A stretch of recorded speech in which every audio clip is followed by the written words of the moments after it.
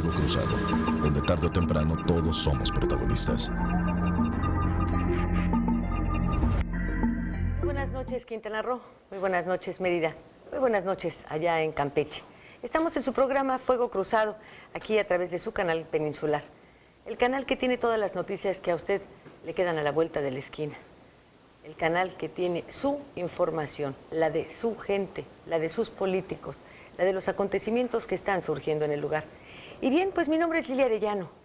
Quiero invitarlos a que veamos esto que hemos preparado para usted con relación a un tema que se puso de moda para con los niños, pero que obviamente los adultos y las mujeres en particular, bueno, pues estamos muy pendientes de ello, la obesidad.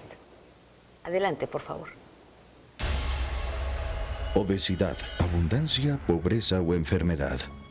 El Fuego Cruzado de hoy estará pesado porque abordará el tema gordo, de la obesidad en general. Particularmente la infantil es la más preocupante porque el futuro necesita niñas y niños sanos. Y la obesidad no es sinónimo de salud como antes se consideraba.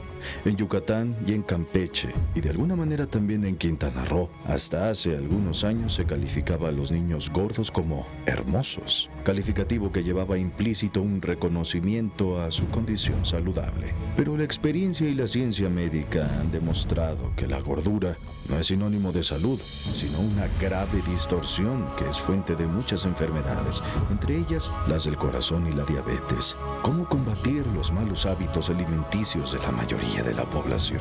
¿Se puede compaginar pobreza con una alimentación sana y balanceada como sería lo deseable? ¿La mala alimentación se debe a factores culturales o a la pobreza y la miseria en que vive la mayoría de la población?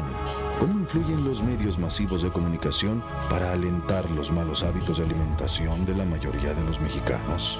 ¿Existen mecanismos de control o de vigilancia sobre los productos de las grandes empresas de refrescos embotellados y de la llamada comida chatarra? ¿Será útil o eficaz la rasurada ley que no prohíbe sino limita la venta de algunos productos considerados alimentos chatarra en las escuelas? Hay una campaña publicitaria para combatir la obesidad, principalmente la infantil, en la que México ocupa uno de los primeros lugares a nivel mundial. Grave y preocupante. Pero ¿acaso existen políticas públicas enfocadas a lograr este fin, aparte de los spots televisivos y radiofónicos, con un campo abandonado a su suerte, con una ganadería al garete, con un tratado de libre comercio que abrió nuestras fronteras a la avalancha de toda clase de productos alimenticios de dudosa calidad, sobre todo de China y de otros países asiáticos? ¿Se puede combatir la obesidad en un país donde todo se privatiza, incluso los espacios deportivos, donde pueden hacer deporte los niños, los jóvenes y los adultos? Los pocos espacios públicos que existen carecen del mantenimiento adecuado y son inseguros. ¿Qué se puede hacer ante este panorama? Ojalá que usted no consuma comida chatarra mientras ve este Fuego Cruzado. Disfrútelo en compañía de su familia. Escuche a los especialistas del tema y actúe. Pudo más una taquiza que mi más ferviente amor. Cuando yo me declaraba, te dio un hambre de pavor. Yo te hablaba de bonanza, te empezaba a pantallar. Y las tripas de tu panza comenzaron a chillar. Si pantajo no Y sí, en verdad no vaya usted a ir por unas papitas o unos chicharrones mientras ve este programa. Bueno, si quiere unos pepinitos, unas jícamas con chile, unas uvas, algo así, tal vez sea... Es sabroso, caray, no es menos sabroso. También es sabroso. Y permítame presentarle a nuestro interesantísimo panel de esta noche. Está la doctora Lilia Rivera Ochoa, ella es especialista en bariatría. Tocaya, muy buenas noches. Hola, buenas noches. Está el doctor Narciso Pérez Bravo, él es director del Hospital General. Doctor, ¿cómo le va? Lilia, buenas noches. ¿Cómo está todo por el hospital? Lleno, como siempre. ¿Con mucho gordito Sí, o poco? Muchos. Muchos, ¿verdad? Sí. Está el doctor Álvaro Hernández, él es médico internista y neurólogo. Cuando está uno como médico internista es al primero que le llegan, ¿verdad? Para que empiece a diagnosticar hacia dónde se turnan los pacientes, ¿es así? Y aquí a mi derecha, bueno, pues tenemos nada menos que a Rosa Irene Campos. Ella es nutrióloga y se nota, mira qué delgadita estás. Buenas noches. ¿Verdad? Y sí se te hace la vida contentota sin carnitas ni chicharrones. Se puede comer de todo, nada más hay que saber cuándo. Sí, pues ¿cuándo? ¿En la mañana, en la tarde o en la noche? ¿A qué hora no te engorda un buen taco de carnitas, No, caray? de vez en cuando puedes Dime. darte ¿Qué tanto es de vez en cuando? ¿Una vez al año? pues una vez al mes, dependiendo. No, una vez al mes. Pues como dirían los viejitos, ¿verdad? Bueno es, casi para todo. Mónica Vázquez, ella es psicóloga clínica. Mónica, Hola. ¿cómo estás? Bien, bien, gracias. Porque pues también esto de la obesidad tiene mucho que ver con la mente, ¿no? Demasiado, Claro. diría yo. Y vamos a empezar por lo que desconocemos casi en su totalidad. La bariatría, ¿qué es, Lilia? La bariatría es una rama de la medicina que se especializa en trastornos de obesidad, sobrepeso y trastornos de alimentación, tanto en mayor peso como menor peso. Y las consecuencias que se derivan del sobrepeso y la obesidad, como son las enfermedades crónico-degenerativas. Y para su prevención, su tratamiento y la etiología de la enfermedad. Esa es la bariatría. Bueno, pues hace algunos años, cuando la gente era muy robusta, estaba gorda, decían, es que la abuela era muy gorda y parece que lo heredó. Ya se ha demostrado que también este tipo de la alimentación lleva a tu organismo a cambiar de tal suerte que pueda convertirse en genético. Así es. La obesidad es una enfermedad multifactorial, crónica, incurable, que ¿Cómo incurable? ¿Te mueres gordo? se controla. Se controla, la obesidad y sobrepeso no son curables, se controlan. Es como la diabetes o la hipertensión, se tienen que controlar. Todavía hasta la fecha no se ha descubierto el tratamiento, por ende, para la obesidad o el sobrepeso. Para que nunca más puedas volver a ser gordo. Ni que te cosan el estómago. Sí se puede llevando un cambio de vida, pero se controla. Se tiende otra vez a regresar si no se cuida y si no se lleva un buen control. Me parece que no está usted muy de acuerdo porque lo veo con el ceño fruncido. Bueno, No sé, puede usted decir que no está de acuerdo, no pasa nada, ¿eh? claro, claro. Cada quien Esto es tiene- como los abogados, cada quien tiene el diagnóstico de su caso, ¿no? Así es. Así es. Pero sí, estoy de acuerdo en el sentido de que la obesidad cada día se afianza como un problema de salud pública preocupante. Se estima que en México existen 70 millones de obesos y que el Casi tanto como el presupuesto- número de millones de gente que no tiene para comer, ¿eh? Así es, así es. Algo porque, como decía la doctora, es multifactorial y la pobreza definitivamente es un factor, porque hay ciertos alimentos que son caros y no es realmente al alcance de toda la población. Entonces come la gente lo que puede y generalmente pues hay alimentos ricos en grasas, en carbohidratos, comida chatarra que en un momento dado, por la falta de recursos económicos, pues es lo que tiene al alcance la gente. Y particularmente cuando se tienen ya ciertos patrones alimenticios de la familia, ¿verdad? Que es muy particular acá en el sureste, ricos alimentos en grasa. También vemos pues un factor determinante en este problema. Sí, porque tiene usted razón en este sentido.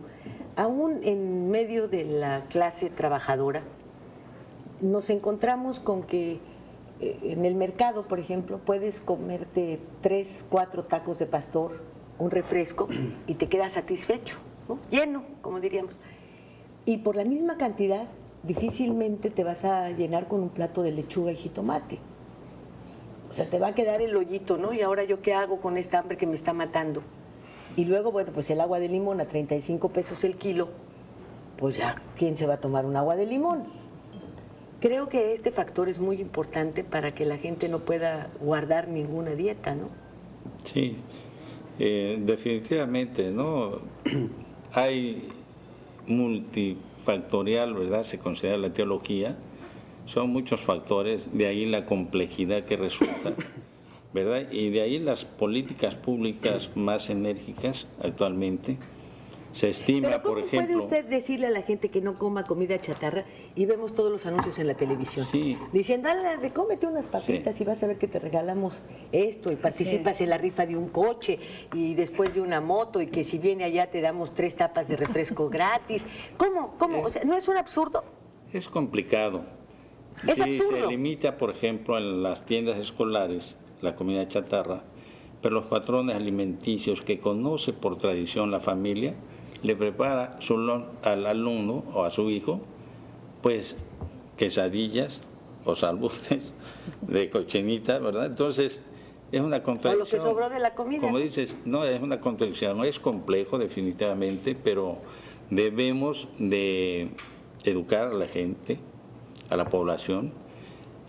Hay cifras realmente preocupantes. Por ejemplo, el doctor Córdoba Villalobos, nuestro secretario de Salud del Gobierno Federal, estima que si no se toman medidas de control, de prevención, en 10 a 15 años se gastaría en México 150 mil millones ¿Y por qué de no pesos. le dice eso al señor de la Secretaría de Economía, ¿verdad? Para que controle los precios de los productos básicos y de los alimentos y no nos venga a espantar a nosotros con el petate del muerto de todo lo que nos vamos a gastar cuando que le diga al otro, óyeme, bájale a los precios, contrólalos. 19 productos, doctor, de una canasta básica, ¿le parece a usted que es lo correcto? No, 19 definitivamente, productos, no. ¿con 19 productos podemos hacer una canasta básica? No podemos hacer una canasta básica, pero el doctor mencionó hace un rato, el problema viene desde la familia. Los niños, el problema ahorita son los niños, imitan hábitos alimenticios de los papás. Entonces los papás son los que se tienen que empezar a preocupar por mejorar esos hábitos y enseñarle a los hijos qué es lo que deben de comer. Se escucha muy, muy sano, ¿no? Yo, papá, pues le tengo que educar a mis hijos para esto. Los niños, bueno, pues ya los tomaron ahorita de bandera sexenal, porque nomás les empezó a preocupar hace un año, ¿eh? Hace 2, no, y eran los mismos gordos, ¿verdad? Bueno, entonces vayamos a estas políticas que también son de relumbrón. Desde el 2004 empezaron a salir ya políticas contra el sobrepeso y la obesidad en México. Pero así, Bueno, así. le empezamos a tomar importancia hasta ahorita, pero ya desde antes estaban esas políticas. Porque yo no creo que nada más la obesidad sea ni un problema de los niños ni un problema de educación. También es un problema de conciencia. ¿Qué pasa cuando le llega ahí a la sala de emergencias, doctor, un gordo accidentado? ¿Es más complicado que un flaco accidentado? ¿Herido? Sí, definitivamente sí es más problemático todos los abordajes que se tienen que hacer en relación a, por ejemplo, de si requiere colocarle un catéter para un medicamento que se le vaya a poner. Por ejemplo, no es lo mismo a un flaquito ponerle un catéter en su clavio que a un gordo, ¿no? Definitivamente sí. ¿Por qué el gordo con toda la grasa no se le encuentra? ¿No? ¿Qué pasa? No, técnicamente es un poco más difícil y además el tejido adiposo dificulta cierto procedimiento. Por otro lado, y en otro aspecto también, si hace ser a veces para canalizarlo, a veces también es más difícil poder canalizar a una persona con sobrepeso, sobre todo un obeso que tiene un peso muy elevado. Entonces, las venas también cuesta más poderlos encontrar y canalizar. Y sobre todo en los niños, donde más su masa muscular y su tejido adiposo es importante, cuesta más poderlo canalizar y además sus venas son más pequeñas. Es más difícil poderlo hacer a una persona que no tiene problema para... ¿Y si son víctimas de un choque y tienen alguna cuestión abdominal y hay que operar? Se tiene que hacer. ¿Está más difícil con el gordo? Está difícil, pero no es imposible. Lo que yo digo es que eso es un poco más... Para que le cierren las heridas y todo hay que ponerles muchas cánulas allá para la grasa, ¿no? De infección. Infecciosos a ese nivel. También de que las cicatrices tarden más tiempo, o bien de que una vez que esté empezando a cicatrizar se abra la herida. Entonces hay más dificultades en ese tipo de situaciones. Pero ahora, neurológicamente, ¿hay algo por lo cual se es obeso? sí, definitivamente hay tenemos un control que es el centro de la saciedad en el sistema nervioso, que es a nivel del hipotálamo. Esos son los reguladores que nos indican cuando ya estamos satisfecho de X alimento y dejamos de comer. Pero tal parece, hay una sustancia que es la leptina, que es una sustancia que se produce en el hígado y que eso nos ayuda para poder controlar ese mecanismo normalmente todos los seres humanos. Pero actualmente se puede ver que la leptina en algunas personas, sobre todo con sobrepeso, puede estar disminuida, o bien que la calidad que ésta se está produciendo no es de buena, como en el caso de la insulina, y eso produce que su efecto a nivel del hipotálamo no sea el adecuado y puede tener una sensación de nunca tener la saciedad completa o total, y eso implica estar comiendo otra vez. Ya terminó de comer y al poco tiempo tiene otra vez ese deseo compulsivo de comer, ¿no? Entonces parte de esa mecánica también de eso deriva que algunos productos han tratado de controlar ese centro de regulación del apetito, del hambre, para que pueda entrar en el programa en control de peso con unos medicamentos que se pueden usar. Todos son relativos los efectos, ¿no?, que hay, nada es como el complejo humano normal, ¿no? Por eso no es a veces del todo exitoso ese tipo de tratamiento, ¿no? ¿Y qué alimentos o qué tipo de medicamento hace producir una buena leptina? Porque, por ejemplo, hay unas cuestiones allá también neurológicas en las que con comer cajeta, dulces, se produce otra sustancia que le permite a uno bajar sus niveles de mal humor o de estrés, y son cuestiones de orden cerebral, que le faltan a uno medicamentos, ¿no? Incluso tengo entendido que el Prozac, por ejemplo, las píldoras de la felicidad, también generan algo que le falta a la gente producir cerebralmente. ¿Qué es lo que...? Sí, yo no soy, obviamente no soy médico, yo nomás soy chismosa. ¿Qué alimentos tienen esta sustancia? ¿O qué medicamentos, así como el Prozac o como algo? ¿Cuáles? Por ejemplo, la sibutramina, que es uno de los medicamentos que muchos se han usado para el control del peso en un tiempo. Ese tiene que ver con el metabolismo de lo que son la serotonina y la adrenalina. Supongo que eso mejora la recaptura de estas sustancias, y estas sustancias de alguna manera van a actuar sobre el centro del apetito. Entonces, este medicamento de alguna manera va a incrementar esa sustancia para que pueda tener un mejor efecto a ese nivel del centro de la saciedad, y el paciente pueda dejar en este momento disminuir su consumo de alimentos. ¿Y por qué hay cuestiones que solamente son momentáneas? O sea, hay días que uno dice, híjole, he comido mucho y no me lleno.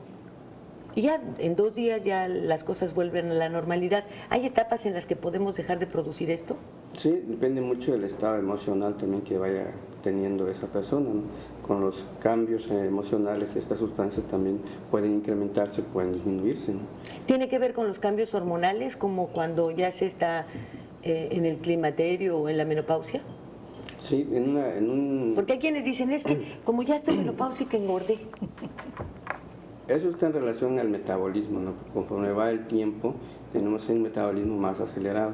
Conforme va disminuyendo o va la edad, ese metabolismo va siendo más lento, ¿no?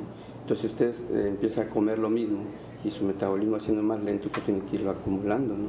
Que a un joven de 18 o 20 años que tiene un metabolismo acelerado por el mismo proceso de desarrollo, de crecimiento, pues muchos de esos alimentos se van a utilizar ya sea en trabajo, en ejercicio, en el mismo desarrollo normal del cuerpo humano, ¿no? Y después de una edad en que todo ese proceso ya no está activo, pues obviamente si sigue consumiendo en grandes cantidades no se puede metabolizar o gastar por ese consumo energético. Eso es lo que va haciendo que se vaya acumulando estas sustancias en diferentes partes del cuerpo, principalmente a nivel lo que es abdominal, que es donde más se deposita la grasa. Y ya que estamos en la cabeza, en la cabezota, Mónica, angustia, tensiones, ansiedad, estrés a la comida, ¿no? Principalmente en una persona con obesidad se tiene que manejar si tiene depresión, si tiene ansiedad, si tiene angustia. Lo que mencionaba el doctor de hambre es igual a saciedad. El obeso no tiene esta diferencia entre hambre y saciedad. Él nunca hay una saciedad para él, y por eso es esta necesidad de estar ingiriendo alimentos. Cuando nosotros se detecta esto en psicología, trabajamos con ese paciente para que él modifique ese pensamiento y detecte cuál es el motivo del por qué ya vuelve a comer. O sea, si ya comió, se supone que ya está satisfecho. ¿Por qué tiene la necesidad de comer? ¿Influye la autodestrucción? Sí, claro. También... O sea, no me puedo suicidar, no tengo la valentía de matarme, sí. Pues voy a comer hasta que reviente, ¿no? Sí, el estar enojado con uno mismo también genera el que estemos alimentando. También puede ser para protegernos del mundo, de algo que creo que me va a hacer daño, entonces ya probablemente obeso no puedo llamar como que te haces una capa, ¿no? Un escudo protector. Un escudo. Y eso se tiene ¿Así que trabaja trabajar. la mente? Ay, caray. Vámonos a un corte. Enseguida volvemos.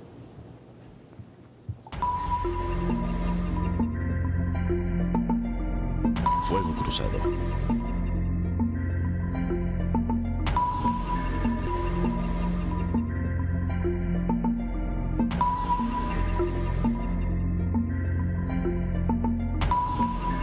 ¿Por qué cree que México ocupa el primer lugar en obesidad a nivel mundial? Porque no se cuidan en su alimentación, consumen comida grasosa, mucha carne, no comen verdura, no comen fruta, no toman agua, toman mucha coca. Pues por el descuido, ¿no?, de uno mismo y la alimentación que uno se da también. Pues por la misma situación que no tenemos la costumbre de los hábitos de la alimentación. O sea, no tenemos conciencia de los alimentos que ingerimos. Por la mala alimentación y por no saber cocinar sanamente, mayormente eso pasa en la casa. Tantas cosas que comemos con mucha grasa, me imagino, comida chatarra. Pues pura cochinita, pura grasa, lo que comen la gente. Pues obviamente que la mamá no le da comida buena, sana, frutas y verduras como dicen que deben de comer. Porque andan comiendo pura chatarra en el camino, en la calle. Debemos de tener primero y antes que nada una buena educación en el tema de alimentación.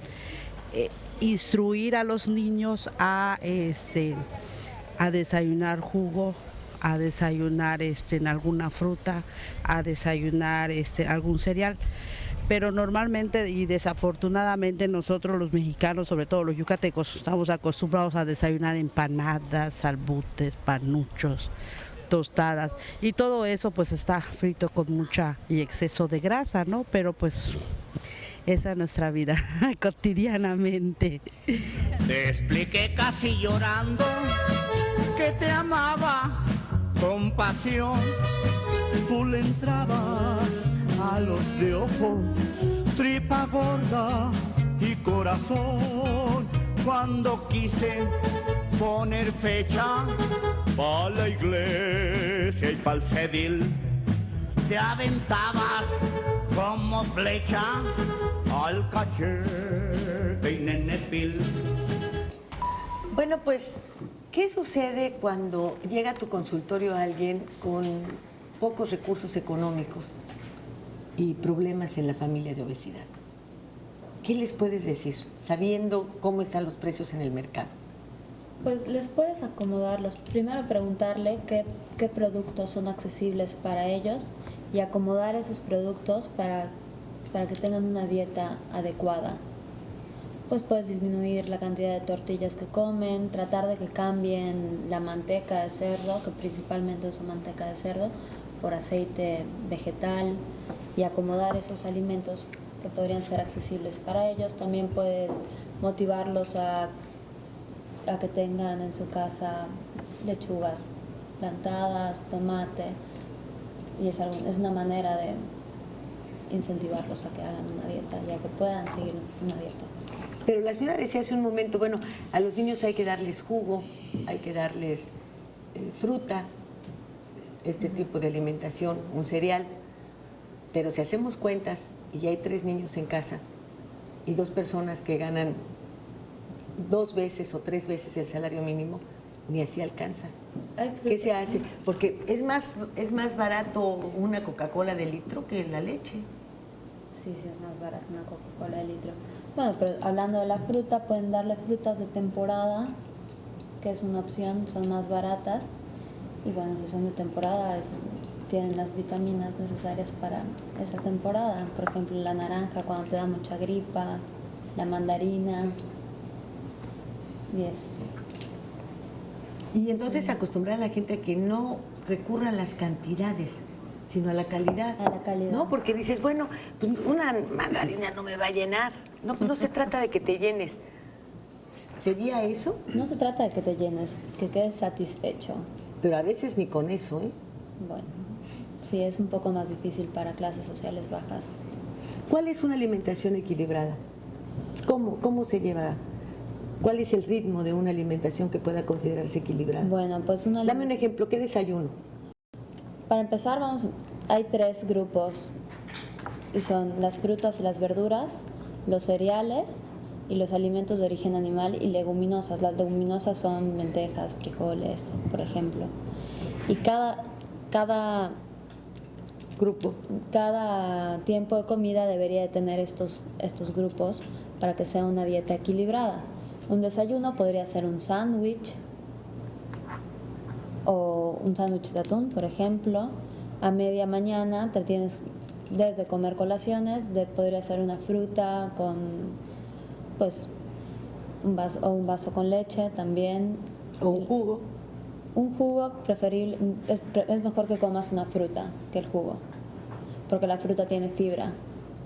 Y eso te permite el jugo no. Hacer del baño muy bien. Sí.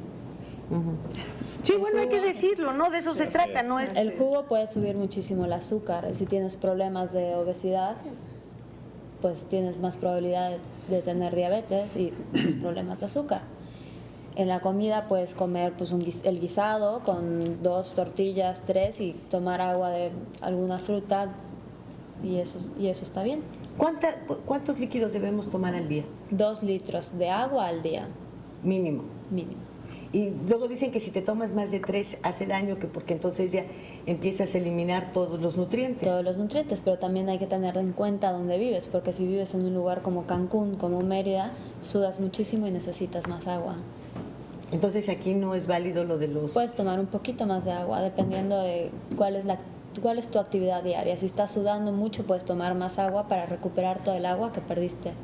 Bueno, porque yo de repente veo, y a mí mismo me pasa, yo soy una mujer gorda, que dice uno, ay, bueno, voy a bajar de peso, me voy a desayunar mi vaso de jugo, pero el vaso es de este tamaño, ¿no? Y un platito con fruta, y el plato con fruta te lo sirven así. Sí. Ahí ya se te hizo la dieta, ¿verdad? Debes de comer al día 2 5 frutas veces. o 3 frutas. Y el resto, que es como 4 porciones de verduras. O sea, que siempre sean más verduras que frutas. ¿Y de estas verduras todas, incluyendo los ejotes? No, mejor elotes, evita ¿qué? ejote, elote y papa. La papa ya entra como tubérculo. Entonces ya es más educación en alimentos. Esa ya no. ¿Y carne sí puedes comer toda la que quieras? No, toda la que quieras. Puedes comer como 3 piezas del tamaño de la palma de tu mano. 3 porciones de ese tamaño, de queso, de carnes, pescados, pollo. 3 veces el tamaño. 3 veces el tamaño de tu mano. O sea, 3 bistecitos así. Sí, en todo el día. O una piernita de pollo así de las cubanas. Una pechuguita. Bueno, yo quería llegar a este punto por una razón. Sé que la teoría es válida. No voy a decir por qué, solo que lo sé.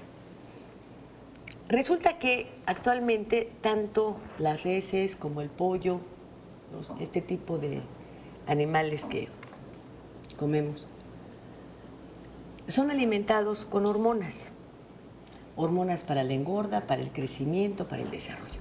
Las cuales su efecto no termina con la muerte del animal, termina aquí.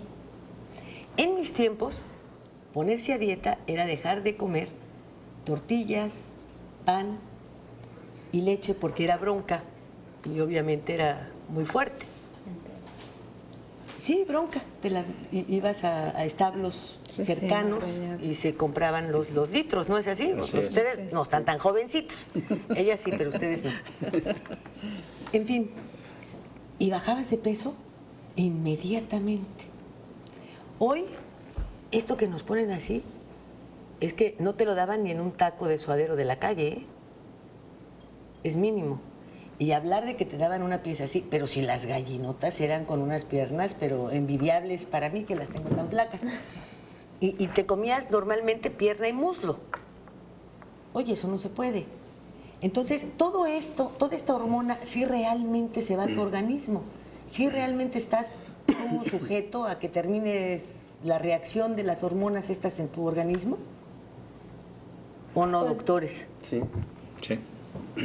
¿Verdad que sí? Sí, como dice la mayoría de los alimentos que se utilizan para que en corto plazo ese animal logre un peso suficiente para poderlos vender, pues sí, esas hormonas tienen todavía, cuando muere el animal, están en la carne y uno lo ingiere ese alimento, y de alguna manera sí influye mucho en el ser humano, el que lo come en este sentido, ¿no?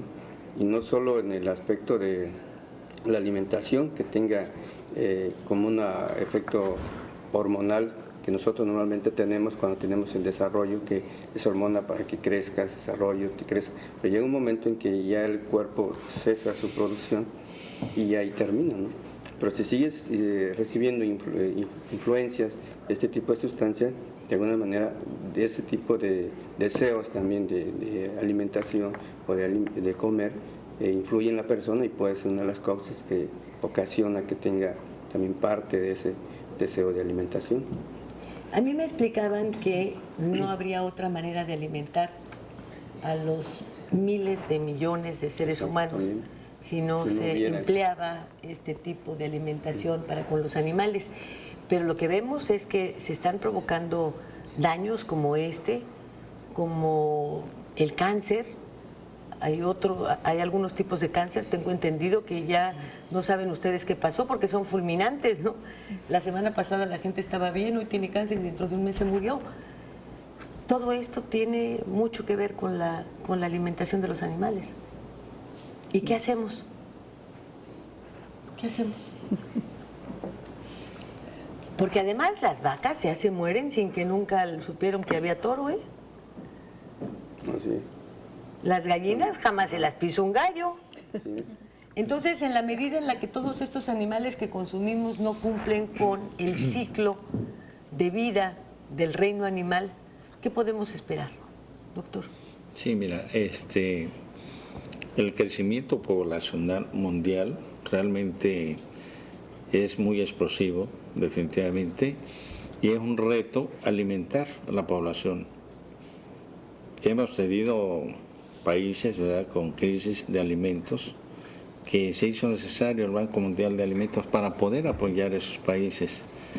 Y siempre el crecimiento prácticamente mundial obliga precisamente a estas técnicas de producción que todavía no sabemos.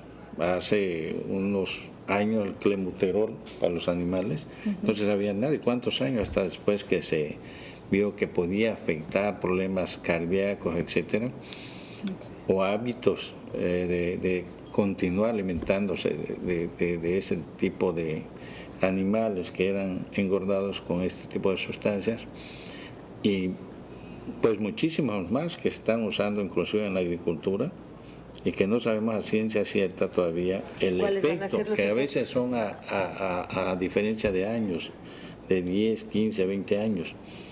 Pero sin embargo la política ahora sí de alimentaria es el reto, la producción en cantidad para poder satisfacer la demanda de alimentos.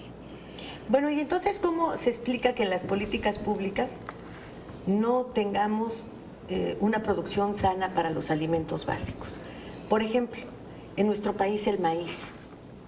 ¿Por qué llegó el momento de tener que importarlo?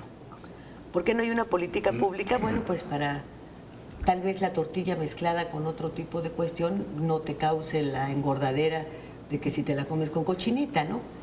Y tienes allá un producto que puedes equilibrar con alguna otra cosa, los frijoles, en fin, porque vemos que, yo no sé si es por la lejanía, porque es un país con otras costumbres, con otras cosas, pero China, Japón, que son altamente consumidores de arroz y que ellos lo producen, es poco lo que importan, no tienen los graves problemas de salud que tenemos en Occidente.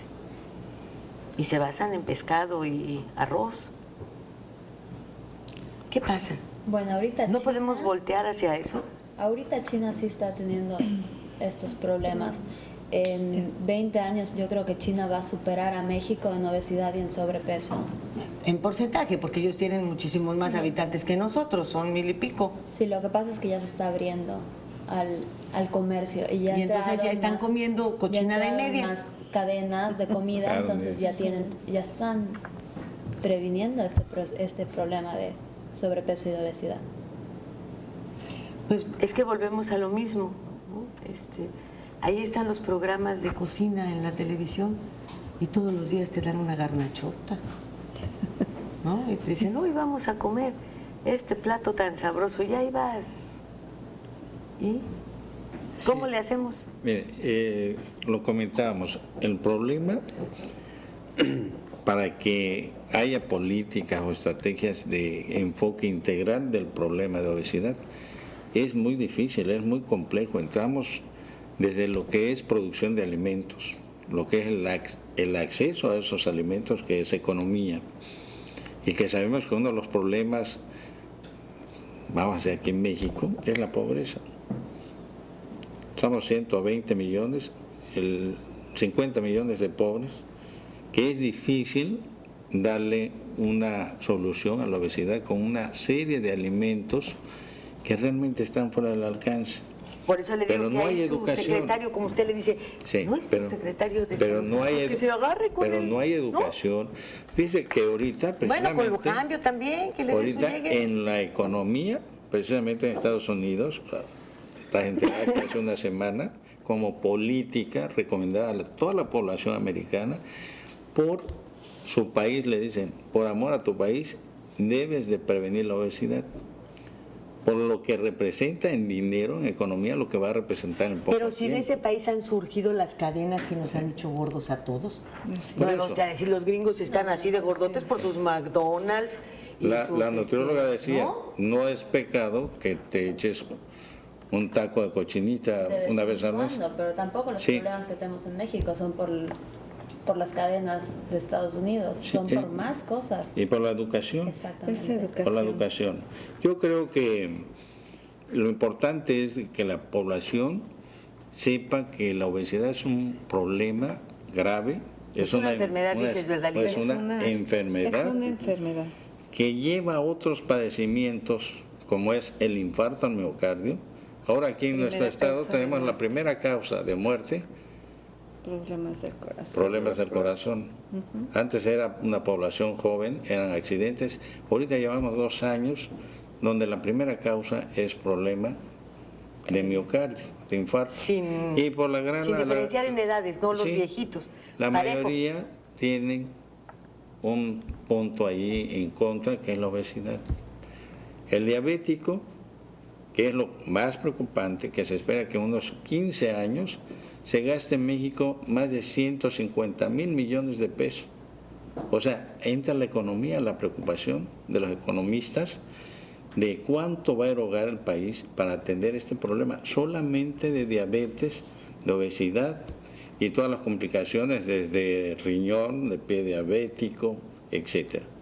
Entonces es importante educar a la población que participe, ¿verdad? Que sepa que la obesidad y no es desde que la mujer está embarazada, ¿verdad? Una mujer obesa embarazada es un problema serio, que deben de saber que la preeclampsia, que es una de las causas que hay más muertes maternas, es un riesgo. O sea, deben de planear, debe saber la población que es un riesgo, es una desventaja la obesidad en los niños. La psicóloga, ¿verdad? Yo soy pediatra, y el impacto de la obesidad en un niño escolar es tremendo. Sí, doctora. Sí, claro, pues están expuestos a burlas, están expuestos a no poder correr, no desarrollarse su niñez por la misma obesidad, a niños que no pueden correr. Entonces esto pues sí les delimita. Sí. El efecto es muy traumático, su autoestima se deteriora y llegan a otra etapa, a la adolescencia, donde ya las hormonas empiezan a volar. bailotear. Sí, y se dan cuenta la gran desventaja que tiene un obeso, ya sea hombre o sea jovencita. Y en lugar de adelgazar a veces les da por comer más, ¿no? Claro. Por no comer, y se van al otro extremo, Sí. a la bulimia, anorexia, ¿verdad? Tanto los Entonces, dos extremos son malos, tanto estar con mucho sobrepeso como también estar delgado. Y eso hay que delimitarlo muy bien. Pero pues aquí en este problema de la obesidad influyen muchísimos factores desde la educación, la herencia alimentaria, genéticas, la economía, la genética también que ya venimos cargando en enfermedades hereditarias que ya tenemos, el tipo de contaminación que tenemos por los medios de comunicación que nos abarrotan, sobre todo en los programas infantiles. Lo que vemos son mayor galletas y todo lo que no se debe de comer, es lo que mandan. No hay campos donde se pueda hacer ejercicio, actividad física, no tenemos espacios donde podamos hacer una actividad física que nos ayude a coadyuvar este problema. No se trata la enfermedad con el debido respeto que se debe de tener y con la magnitud del problema que tiene. Es un problema muy serio y muy grave a largo y a corto plazo. Está reduciendo el promedio de vida hasta 7 años. Hasta 7 años. Se dice que si no ponemos un freno a esto, pues las generaciones que vienen podrían no rebasar en edad a nuestras generaciones. A ese punto se puede llevar. Bueno, y nos puede llevar a otro. Y también usted que ya ve que hicieron sus cálculos de cuánto cuesta atender el tabaquismo y entonces nos implantaron unos impuestotes que no vea usted. Y si ahora ya está calculando que dentro de 10 años o 15 al diabético pues, se van a gastar 150 mil millones en él, pues júrelo que le van a meter un impuesto al azúcar, ¿eh? Porque esa es la forma que tiene el gobierno federal de remediar estos asuntos. Pues métale un impuesto porque gastamos mucho. A ver si así dejan de tomar azúcar. Sí, mira, Lo más que yo quiero ver si esos impuestos también se los van a meter a las refresqueras. No se alcanza el presupuesto. No, pues no, imagínese. Fíjate, Lilia, recalcar lo que decía la doctora. En un obeso se han hecho estudios de que merma su calidad de vida, obviamente, pero su promedio de vida se reduce. Así es. Un promedio de vida aquí en México, estamos hablando de 75 años. En los obesos se estima de que 7 a 8 años menor, nada más por ser obeso. O sea, para empezar la calidad de vida pues es muy complicada, no poder hacer ejercicio, tener fracasos afectivos de todo tipo en el adolescente. Lo decimos muy fácil, pero es muy importante en un adolescente esa relación, esa socialización que es natural. No, yo creo que en un adulto también, ¿no? No, en ¿Cómo todo, haces el amor? Pues en todo. Yo creo que en todas sí, en las todo, etapas. en todo. ¿No? Te limita y acá te afecta. En todo. Y Además la empieza a generar discriminación culpa. también. Mira, ya Marcelino está asumiendo la barriga. Vámonos a un corte, enseguida volvemos.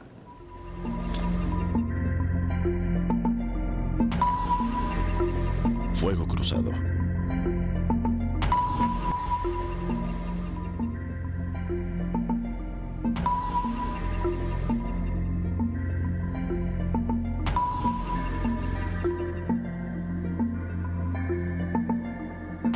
¿Qué hace usted para evitar la obesidad en su familia?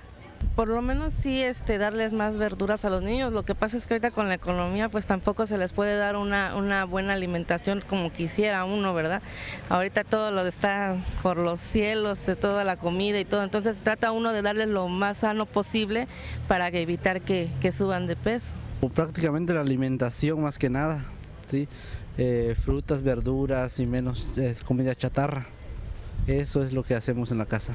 Uy, señorita, pues ahorita no estoy haciendo nada, la verdad. Nada, pero pues sí, tenemos que, yo, gracias a Dios, ahorita estoy sana. Pues tratar de no comer muchas grasas y pues así, y tratar de tener una dieta bien balanceada y tratar de tomar mucha agua. Pues trato de darles una alimentación sana, verduras y salimos un ratito a caminar. Bueno, tratar de comer no mucha grasa, no comiendo, por ejemplo, salbutes, empanadas, más como lo que es caldo con verduras, una sopita, pero no con mucha grasa. No hemos tomado medidas, pero últimamente ya es lo que está saliendo ahorita, que mucha medida, más que nada en mi casa hay muchos gorritos, es lo que, tomar medidas que vamos a hacer ahora, porque ahora sí que estamos, pero más gordos que nada. Ya está bueno de botana, ahora invítame a cenar. Que te mantenga el gobierno de manera de tragar. Bueno, doctor, hace un momento comentábamos que el mayor número de fallecimientos por la influenza tuvo lugar con los gorditos, ¿verdad? La obesidad parte de su contexto, ¿no?, de afección corporal, inmunológico también. El obeso se considera inmunodeprimido. Está plenamente demostrado, y recientemente en esta epidemia que tuvimos de influenza H1N1, la gran mayoría de gentes que padeció este problema eran gente obeso. Aquí tuvimos experiencia en el hospital y aquí está el doctor Álvaro, que compartimos esta experiencia médicos que cuando llega una persona con alguna neumonía obesa, pues seguramente era H1N1. Qué barbaridad. Nos dice la señora, la felicito por el programa, yo tengo sobrepeso y el médico dijo que es por estrés comer a deshoras. ¿Me podrían decir qué tan cierto es? Sí, claro. Se puede, sí. Hay que acomodar los tiempos de comida para comer menos. Y ojalá que pasen más programas de este tipo. El señor Jorge Saldívar, ¿por qué la mayoría de los diputados y senadores son obesos y pasados por mucho peso? Ay, pues porque como antes de llegar a la curul no comían, llegaron allá y se quisieron servir con la cuchara grande. Pues nomás ve, Navarrete ya toma tequila del que vale 12,000 pesos la botella, ni Slim, porque es bien codo. Y el sedentarismo, ¿no? También, pues estar ahí sentadote sin hacer nada. Y luego ya hasta el esfuerzo de levantar el dedo se los quitaron, ya le hacen así. Pues ya. ¿Qué hacemos? ¿Nos lavamos el cerebro? Sí, sería muy recomendable que acudan con un trabajo en conjunto, con un médico, con un nutriólogo, con un psicólogo. Y este trabajo realmente creo que puede sacar adelante a aquellos obesos. Comemos sano y no tomamos pastillas para adelgazar, ¿verdad? Depende, hay algunos casos en los que las pastillas son recomendables. ¿Qué clase de pastillas? No digas nombres porque luego se las van a ir a comprar. Pues ahí los doctores nos pueden.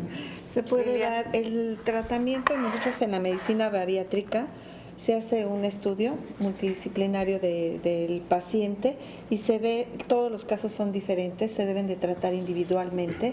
Hay pacientes que sí ameritan tratamiento, hay una gran gama de medicamentos que están estigmatizados porque dicen no son anfetaminas, no se puede. Hay gente que sí necesita medicamentos, hay desde anoréxicos, dependiendo cada tipo de paciente, es el medicamento que se debe. Y el resultado de sus análisis, ¿verdad? Así es. Para ver por dónde.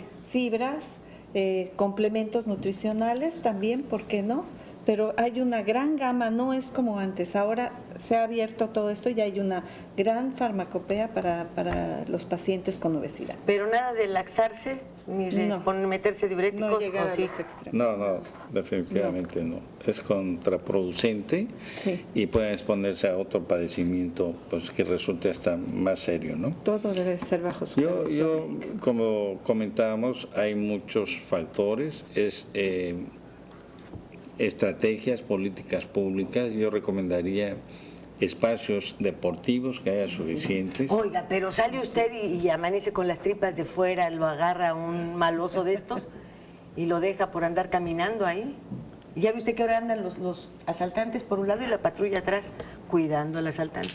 No lo vayan a agarrar. Sí, no para los jóvenes, ¿no? En cada colonia que haya campos deportivos donde puedan hacer ejercicios,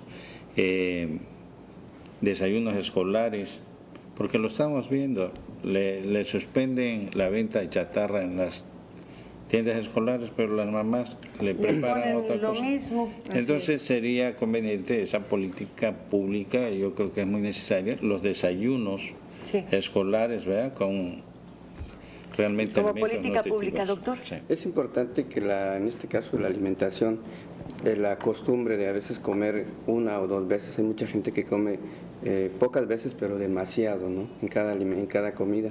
Y eso es precisamente lo que hace que más aumente el peso. Si uno puede comer más veces al día, 5 o 6 veces en poca cantidad, se ha demostrado que eso ayuda a no subir de peso o es un control para la obesidad.